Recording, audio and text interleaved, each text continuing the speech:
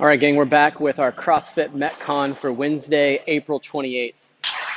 3 rounds, 1 minute per movement. So we got 4 different movements, 12 minutes total for this workout. Minute number 1, we're going with a T push-up. Feet are going to be a little bit wider. Same push-up position as always. Elbows stay close to the side. Chest and belly touch the ground, but keep those quads off the ground. And then as we press to the top, we're going to roll open, and your feet are a little bit wider so that as you roll, both heels can come to the ground.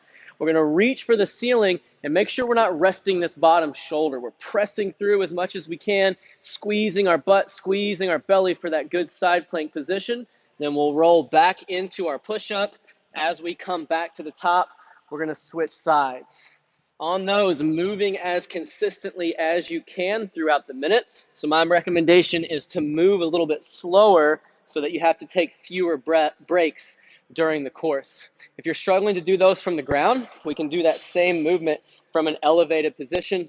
All the same mechanics apply, touching at about the sternum, rotating at the top, squeezing through our sides, pushing through that shoulder, and then coming back down, switching over to that other side.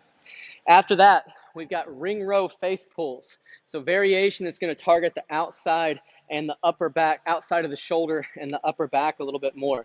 Your feet will be farther back than normal because this is going to be a harder pulling position. We're going to start with rings about face height, nose height.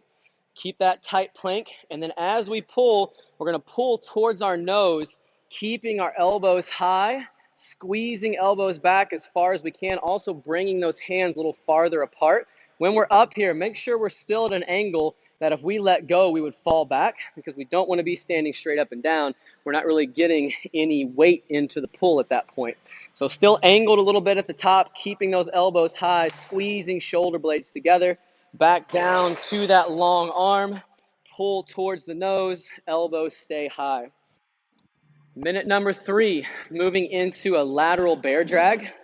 Turn your dumbbells sideways because we want hands and knees to be close together. If you turn it long ways, you're going to have to gap those hands and knees too much. From here, keeping those knees close to the ground, reaching across, sliding through, and then as we traverse, try to keep that back as flat as you can. You're trying to minimize that torso movement. Staying smooth and steady. Get over to one side of your square, back to the other, moving back and forth over the course of the minute. Finishing up with split stance row.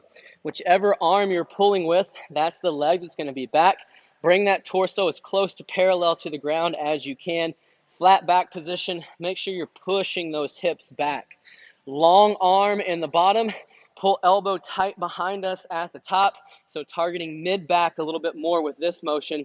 We're going to pull for 5 reps on one arm, and then we'll switch over 5 reps on the other arm, switching back and forth every 5 reps over the course of the minute.